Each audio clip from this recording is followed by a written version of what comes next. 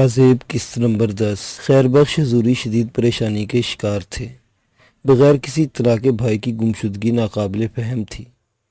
2-3 دن تک تو صبر کیا، برداشت کیا، لیکن اس کے بعد قوت برداشت جواب دے گئی اور اس احساس کا شکار ہو گئی کہ کہیں کوئی حادثہ نہ پیش آ گیا ہو۔ چنانچہ ہر طرف ہاہاکار مچ گئی، پولیس کو بھی اطلاع دے دی گئی اور اپنے طور پر بھی تحقیقات کی جانے لگی۔ ہر اس شخص کو جس سے ان کا تھوڑا بہت رابطہ تھا طلب کر لیا گیا۔ ان میں ریاض حسین بھی تھے۔ ریاض حسین ان کے بہت اچھے دوستوں میں شمار ہوتے تھے، لیکن بہرحال ان کی اپنی مصروفیات بھی تھیں۔ پچھلے دنوں جشن کے سلسلے میں اپنے خاندان کے ساتھ گوٹھ حضوری میں ہی رہے تھے۔ ہر معاملے میں بڑھ چڑھ کر دلچسپی لیتے رہے تھے۔ تمام تفصیل انہیں معلوم ہوئی تو خود بھی ششدر رہ گئے، اور پھر انہیں وہ یاد آ گیا جس کا کسی کو پتہ نہیں تھا، یعنی لاہور کی ہیرا منڈی سے آنے والی وہ طوائفیں جن سے مراد بخش بہت زیادہ متاثر نظر آتے تھے۔ تذکرہ تو کسی سے نہ کیا، خاموشی سے لاہور چل پڑے اور پھر معلومات کرتے کرتے ہسپتال پہنچ ہی گئے۔ واقعہ معلوم ہوا تو ششدر رہ گئے اور منہ چھپانے لگے۔ مراد بخش کی کیفیت بہتر تھی، لیکن خاصے شدید زخمی ہوئے تھے۔ شروع کے کچھ روز تو بڑی عجیب و غریب کیفیت میں گزرے۔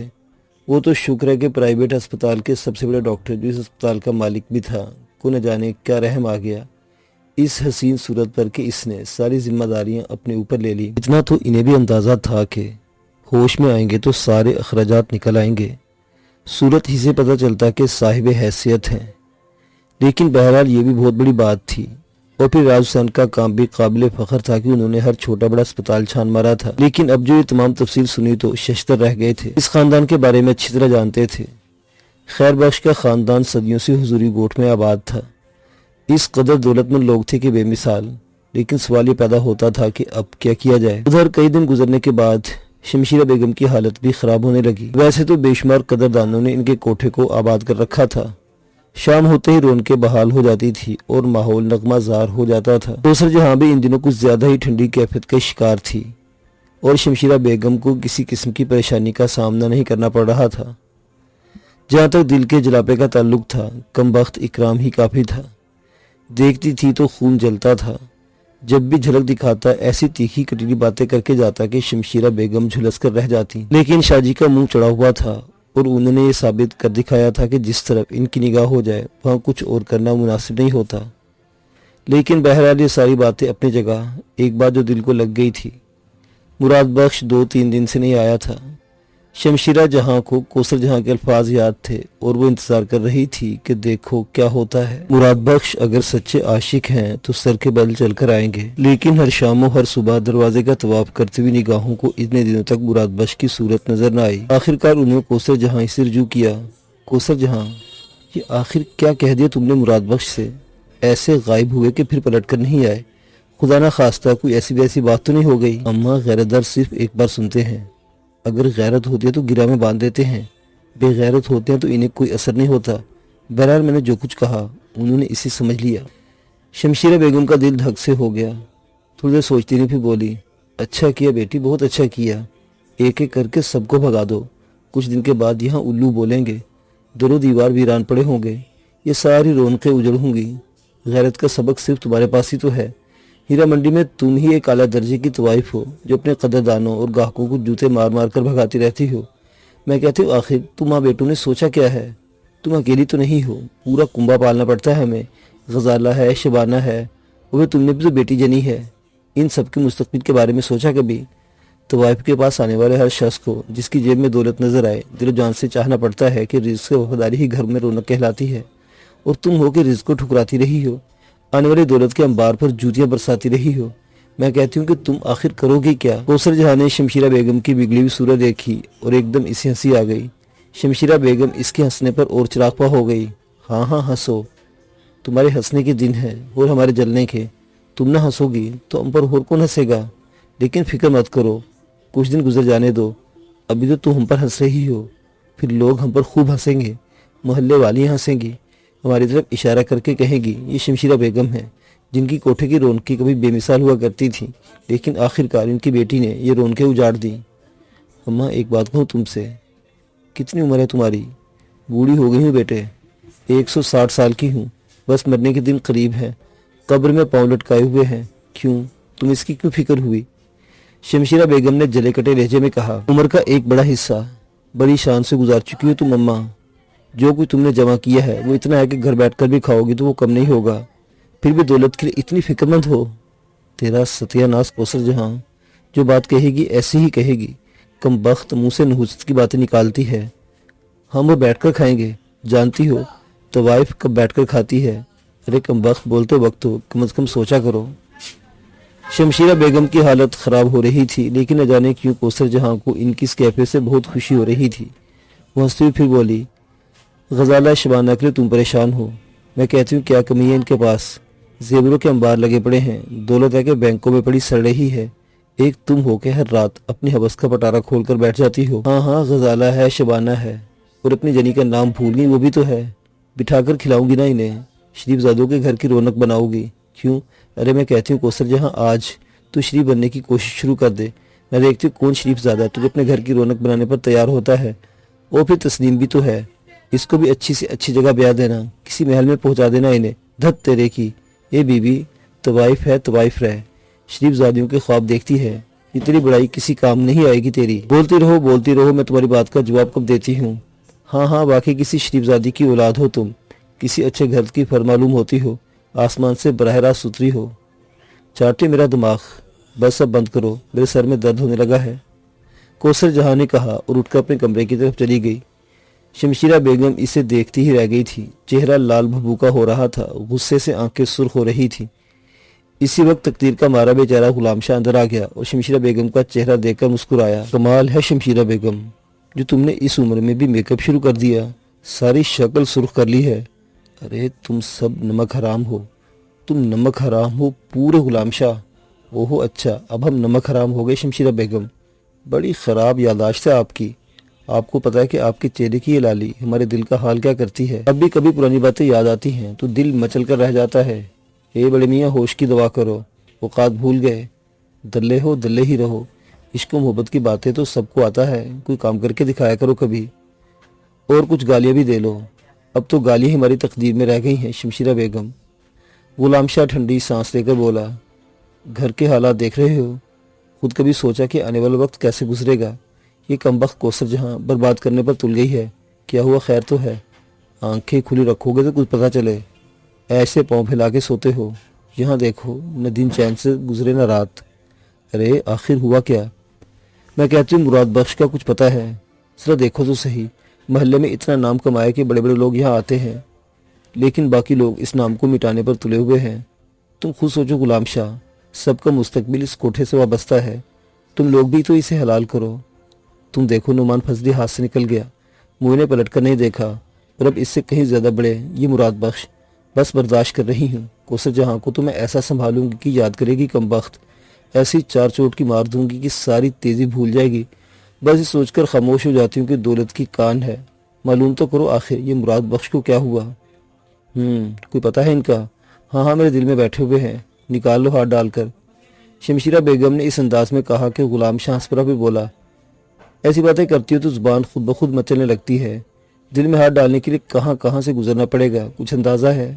غلام شاہ نے ہنستے ہوئے کہا، پھر بولا، اچھا چلو ٹھیک ہے، ہوش میں آ گئے تو بات مراد بخش کی ہے، ٹھیک ہے تلاش کرتے ہیں انہیں۔ پھر غلام شاہ چلا گیا۔ اس کی واپسی دوپہر کے بعد ہی ہوئی تھی۔ شمشیرہ بیگم اپنے کمرے میں آرام کر رہی تھی۔ غلام شاہ نے ان کا پاؤں ہلاتے ہوئے کہا، سو گئی شمشیرہ بیگم؟ شمشیرہ بیگم نے خونخوار نگاہوں سے غلام شاہ کو دیکھا اور بولی، یہ بیل کی طرح کیوں گھسے چلے آئے ہو تم؟ خیر چھوڑو، بڑی خراب خبر لائے ہیں، سنو گی تو پریشان ہو جاؤ گی۔ سائیں مراد بخش زخمی ہو کر اسپتال میں پڑے ہوئے ہیں، ایکسیڈنٹ ہوا ہے ان کا ہے؟ شمشیرہ بیگم کا منہ کھلے کا کھلا رہ گیا۔ ہاں بڑی مشکل سے پتہ چلا ہے، بس یوں سمجھ لو کہ اتفاق ہی تھا جو ہمیں معلومات حاصل ہو گئی۔ زخمی کیسے ہوئے کچھ پتہ چلا؟ کوئی نامعلوم گاڑی مار کر چلی گئی۔ شمشیرہ بیگم کا دماغ بڑی برقراری سے کام کرنے لگا، تھوڑی دیر تک خاموش رہی، پھر بولی، اے غلام شاہ، کہ قدرت نے ہمیں ایک بہت اچھا موقع نہیں دیا کیا؟ سنو، اگر سائیں خیر بخش کو اس آدمی کے پیچھے لگا دیا جائے جس کا نام رب نواز ہے تو کیسا رہے گا؟ دونوں میں چلوا دی جائے، بہت بڑے آدمی ہیں سائیں خیر بخش، سندھ کے بہت بڑے جاگیردار اور وڈیرے۔ غلام شاہ پھٹی پھٹی آنکھوں سے شمشیرہ بیگم کو دیکھنے لگا، پھر بولا، شمشیرہ بیگم باخدا اگر ہیرا منڈی کی نہ ہوتی تو بہت بڑی سیاستدان ہوتی، کیا زبردست بات سوچی ہے۔ میں تو کہتی ہوں کہ اس سے اچھا موقع کبھی ہاتھ نہیں آئے گا۔ شمشیرہ بیگم آہستہ آہستہ غلام شاہ کو اپنے منصوبے کی تفصیل بتانے لگی और गुलाम शाह आंखें बंद करके गर्दन को हिलाने लगा। बड़ा खौफनाक मंसूबा था शमशीरा बेगम का। खैर बख्श बड़ी वहशत के आलम में वक्त गुजार रहे थे। सारी मालूमात हासिल हो गई थी। भला बात छुपाई कहाँ छुपती है। रहमत खान इन मामलात में पेश थे। लाहौर से मुराद बख्श को गोठ हजूरी ले आया गया था। काफ़ी हालत बेहतर थी। गोशा नशीनी सी इख्तियार कर ली थी। साईं खैर बख्श से आंख मिलाते हुए घबरा रहे थे। ऐसे ही आएं बाएं शाएं करके टाल दिया था, लेकिन रियाजुद्दीन को सारी सूरत हाल मालूम थी। खैर बख्श के इल्म में भी बहुत कुछ आ चुका था और इस वक्त इंतहाई वहशतज़दा थे। समझ में नहीं आ रहा था कि क्या करें। मुराद बख्श इनके दिलो जान थे। इतनी मोहब्बत आपस में शायद किसी से न की हो जितनी साईं खैर बख्श को मुराद बख्श से थी। लेकिन मुराद बख्श जिस कैफियत के शिकार हो गए थे वो बड़ी परेशान कुन थी। साईं खैर बख्श ने रहमत अली से ये भी कहा था। रहमत अली कहता कि वो एक इत्तफाक़िया हादसा हो गया था। ऐसे हादसे इत्तफाक़िया नहीं होते, इनका कोई ना कोई पस मंज़र ज़रूर होता है। जिस अज़ाब में वो गिरफ़्तार हुआ है इसमें इसके रक़ीब भी हो सकते हैं। लेकिन मेरे जाने जिगर को अगर किसी ने इस तरह खून से लथपथ कर दिया है तो मैं समझता हूँ कि इसे बचना नहीं चाहिए। इन्हीं सोचों में गुम थे कि आखिरकार शमशीरा बेगम के मंसूबे के मुताबिक गुलाम शाह गोठ हजूरी पहुँच गया और कोशिश कर किसी ने आखिरकार खैर बख्श तक रसाई हासिल कर ही ली थी। खैर बख्श के सामने पहुँच कर ज़मीं बोस हो गया। कौन है आप और क्या काम है आपको हमसे? साईं गुलाम हूँ आपका, नमक खार हूँ, लाहौर से आया हूँ। शमशीरा बेगम ने आपकी खिदमत में भेजा है। कौन शमशीरा बेगम? जी वो जो साईं मुराद बख्श की सेहत के मुजरे में आई थी और बड़े साईं से बड़े इनामात लेकर गई थी। ठीक है, आगे कहिए। आप इनके कौन हैं? हुजूर मुलाजिम हैं। हमसे क्या काम है?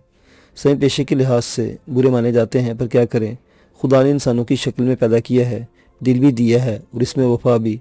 और फिर हुजूर का नमक खाकर गए हैं यहाँ से जो खून में दौड़ रहा है।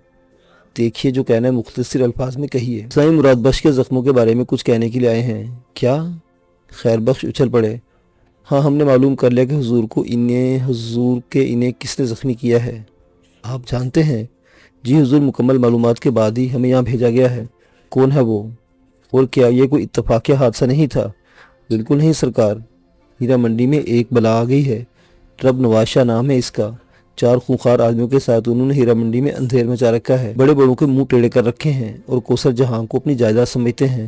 हुजूर छोटा मुंह बड़ी बात, मगर क्या करें, साईं मुराद बख्श ने इधर आना जाना शुरू कर दिया था, जिसकी वजह से नाराज़ होकर उन्होंने साईं मुराद बख्श की जान ही लेने की कोशिश की। तुम्हें यकीन है इसने ये काम किया है? 100% हुजूर, गवाही दिलवा सकता हूँ। मैंने खुद अपनी आंखों से देखा था। डरा बैठा हुआ था कि क्या करूँ क्या ना करूँ। जब शमशीरा बेगम को बताया तो उन्होंने कहा कि इस तरह तो ये शख्स हीरा मंडी खाली कर देगा। बड़ी सरकार में जाओ और इन्हें सारी तफसील बताओ। ज़रा इसका पता लिखवाइए। हीरा मंडी में उड़ने वाले मच्छर भी इसे जानते हैं हुजूर, मगर एक दरख्वास्त है। हाँ बोलो। हुजूर साईं हमारी ज़िंदगी की ज़मानत दें, नेकी का सिला बदी से ना मिले। अगर इन्हें पता चल गया कि हमने इत्तला दी है तो टुकड़े कर दिए जाएंगे हुजूर। बस आपको ये बता दिया है। एक बात बताओ, कोसर जहाँ वही लड़की है जो बहुत अच्छा गाती थी? जी बिल्कुल वही जनाब आली।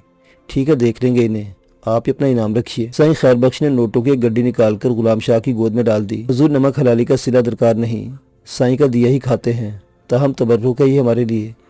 गुलाम शाह ने गड्डी संभाल कर रखी और वहाँ से निकल आया।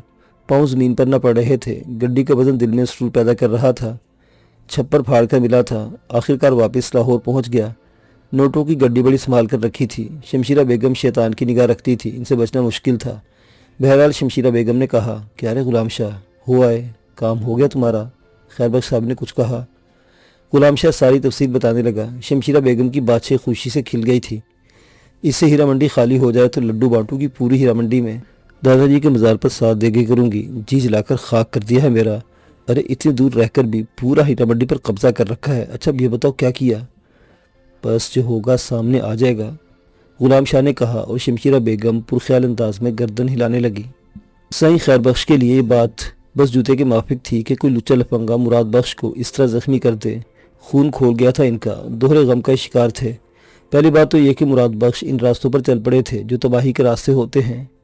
वडेरों के लिए भला ये कौन सा मुश्किल काम है कि किसी तवाइफ को ख़रीद कर बंदी खाने में डाल दे। ये तो इन जागीरदारों का खेल होता है। शर्म अफसोस की बात तो ये थी कि मुराद बख्श ने इस तरह लाहौर की हीरा मंडी के चक्कर लगाना शुरू कर दिए और वहाँ के एक तवाइफ के हाथों लुटने के लिए तैयार हो गए। ये तो बड़ा ही होलनाक अमल था। वो अच्छी तरह जानते थे कि मुराद बख्श एक सादा लो इंसान है और किसी भी तरह इसके अंदर वो चालाकी नहीं। خود خیر بخش حضوری ایک نیک نام انسان تھے اور ان کے نام کے ساتھ دلیروں کی صفات وابستہ نہیں تھی، چنانچہ اس طرح بھی بدنامی کا خدشہ تھا۔ آس پاس کے دوسرے گوٹھوں کے وڈیرے کھلم کھلا عیاشی کرتے تھے اور کھل کر خیر بخش کا مذاق اڑاتے تھے، لیکن خیر بخش کے اعلیٰ کردار کی عزت بھی ان کے دلوں میں تھی۔ کبھی کسی بہت بڑے مسئلے میں اگر خیر بخش ہاتھ ڈال دیتے تو پھر سب کی نگاہیں انہی کی فیصلوں کا انتظار کرتی۔ اللہ حکام جو پورے پاکستان میں پھیلے ہوئے تھے اور خود بھی مرکزی وزراء ان کی بے پناہ عزت کرتے تھے، صاحب حیثیت بھی تھے اور صاحب اختیار بھی۔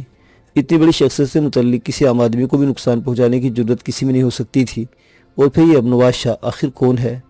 ہو سکتا ہے اسے مراد بخش کے بارے میں علم ہی نہ ہو، رحمت خان کی خبر لینے کے بارے میں سوچ رہے تھے۔ رحمت خان کو کم از کم اس طرح کے معاملات سے واقف ہونا چاہیے تھا، لیکن پھر یہ آ کر اپنی ہی انا آڑے آئی۔ رحمت خان کتنے ہی قابل اعتماد تھے، لیکن تھے تو نوکر، اور نوکروں کو رازدار بنانا اپنے پیروں پر کلہاڑی مارنے کے مترادف تھا۔ بہت غور و خوض کے بعد سائیں خیر بخش نے ایک منصوبہ ذہن میں ترتیب دیا، اس پر عمل کرنے کے لیے تیار ہو گئے۔ منصوبہ یہی تھا کہ خاموشی سے لاہور جائیں۔ ایک نام ذہن میں آیا تھا جو قابل اعتبار بھی تھا اور صاحب اختیار بھی۔ یہ نام تھا راجہ ریاست راؤ کا۔ راجہ ریاست راؤ پنجاب کی ایک اعلیٰ شخصیت تھے اور بڑے اختیارات کے حامل تھے۔ باقاعدہ سیاستدان تو نہیں رہے تھے، لیکن بڑی بڑی سیاسی شخصیتوں سے ان کا تعلق تھا۔ خود بھی بہت بڑے جاگیردار اور رئیس تھے۔ لاہور کے ایک نواحی گاؤں میں رہتے تھے اور یہ نواحی گاؤں انہی کے نام سے منسوب تھا، راجہ پور تھا اس کا نام۔ بہرحال انہوں نے ایک منصوبہ تکمیل دیا اور آخرکار راجہ پور پہنچ گئے۔ راجہ ریاست راؤ نے اچانک دیکھ کر بڑی خوشی کا اظہار کیا اور پرمسرت لہجے میں بولے، یار ویسے یہ تمہارے اندر خوبی ہے کہ اچانک ہی حملے کرتے ہو اور حیران کر دیتے ہو۔ بڑی خوشی ہوئی ہے، کچھ تھکے تھکے سے نظر آ رہے ہو، قصہ کیا ہے؟ کچھ نہیں، ظاہر نواب شاہ سے یہاں تک کا سفر کوئی دو 4 گھنٹے کا تو تھا نہیں۔ ہاں یہ تو ہے۔ ریاست راؤ نے سائیں خیر بخش کے آرام کا بندوبست کیا اور اس کے بعد تنہائی نصیب ہوئی تو ریاست راؤ نے کہا، لوگوں کا کہنا ہے کہ اچھا دوست پر گہری نگاہ رکھتا ہے اور یہی اس کی اچھی دوستی کی پہچان ہے یار۔ ہم بھی یہی سمجھتے ہیں کہ تمہارے بہت اچھے دوست ہیں اور تم پر گہری نگاہ رکھتے ہیں۔ ہماری نگاہ کہتے ہیں کہ تم کو کوئی چکر ضرور ہے، کچھ پریشان اور الجھے ہوئے ہو۔ اسی الجھن میں تو تمہارے پاس آئے ہوں ریاست راؤ۔ اوہو، خوشی کی بات ہے کہ تم اس الجھن کو لے کر میرے پاس آئے۔ بہت بڑی الجھن ہے اور سب سے زیادہ پریشانی کی بات یہ ہے کہ میں اسے کسی کو بتا نہیں سکتا۔ ریاست راؤ نے پوری ہمدردی اور دل سوزی کے ساتھ گردن جھکائی اور بولا، مجھے بتاؤ۔ اور سائیں خیر بخش نے انہیں تفصیل بتانا شروع کر دی۔ تقریب میں تم بھی آئے تھے، رقاصائیں بلائی تھی میں نے مجرے کے لیے بابا۔ اس سے پہلے بھی ہمارے ہاں طوائفیں آتی رہی ہیں، مجرا ہوتا رہا ہے، مگر ہمارے ہاں کے بارے میں تم جانتے ہو، بندی خانے میں بہت سی پڑی ہوتی ہیں۔ بابا کرائے کی عورت تو کرائے کی عورت ہی ہوتی ہے اور یہ طوائفیں بھی بھاری معاوضے لے کر آتی ہیں۔ وہیں ایک گانے والی آئی تھی، کوثر جہاں نام تھا اس کا۔ ارے سائیں خیر بخش، اس نے تو دل ہی لوٹ لیا تھا۔ ہاں پکی لٹیرن تھی، چھنال کی جنی۔ بابا اپنے اوپر ڈاکہ ڈال دیا تو اس نے تو ہیں؟ سائیں خیر بخش سچ کہہ رہے ہو آپ؟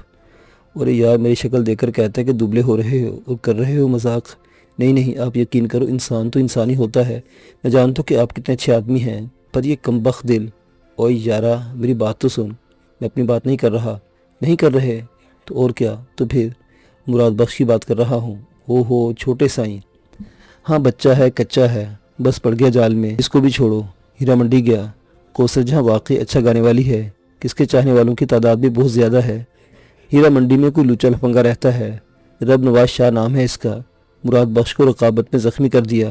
بابا مراد بخش میرے لیے جو کچھ آپ جانتے ہو، میری تو جان نکل گئی ہے، ابھی بیماری سے اٹھا ہے اور ابھی یہ حال ہو گیا ہے، اور پھر بعد کی باتیں تو بعد میں سنبھالوں گا۔ ظاہر ہے میں بالکل نہیں چاہوں گا کہ میرا جانے جگر طوائف کے چکر میں پڑے، لیکن سب بات کی بات ہے، پہلے اس حرامی کے بچے کو سنبھالنا ہے جس کا نام رب نواز شاہ ہے۔ راجہ ریاست راؤ نے ایک لمحے کے لیے سوچا، پھر بولے، کوئی مسئلہ ہی نہیں، ابھی اٹھوا لیتے ہیں، الٹا لٹکوا کر تھوڑی سی ٹکائی کروا دیتے ہیں، ہمیشہ کے لیے ٹھیک ہو جائے گا۔ تھوڑی سی نہیں چاہتا، میں چاہتا ہوں کہ اسے بھی اتنا ہی زخمی کیا جائے جتنا مراد بخش کو کیا گیا ہے۔ اتنی دھنائی کرا دوں گا کہ پھر زندگی بھر کسی کی طرف آنکھ اٹھا کر دیکھنے کی جرت نہیں کر سکے گا۔ اپنی آنکھوں سے اس کی مرمت دیکھنا چاہتا ہوں، جیسا پسند کرو گے۔ ادھر بلوا لوں یا پھر پولیس ہیڈ کوارٹر چلو گے؟ نہیں ادھر ہی بلا لو، کرتا ہوں، ٹائم لگے گا تھوڑا۔ ویسے تو بہت سے لوگ ہیں لیکن میرا انتہائی اعتماد کا بندہ ہے، چودھری شوکت گریجا، ایس پی ہے اور اس پر پورے لاہور پر دھاک بیٹھا رکھی ہے اس نے، نام سے کانپتے ہیں لوگ۔ ویسے بھی بڑا پرانا بندہ ہے، میں فون کر کے بلاتا ہوں اسے، لاہور سے یہاں پہنچنے میں تھوڑا ٹائم لگ جائے گا۔ ٹھیک ہے بلا لو، سائیں خیر بخش حضوری نے کہا اور راؤ ریاست ایس پی گریجا کو فون کرنے لگے۔ رابطہ قائم ہو تو گریجا نے کہا کہ وہ 1-2 گھنٹے تک راجہ پور پہنچ جائے گا اور راؤ ریاست اور سائیں خیر بخش ایس پی گوریجا کا انتظار کرنے لگے۔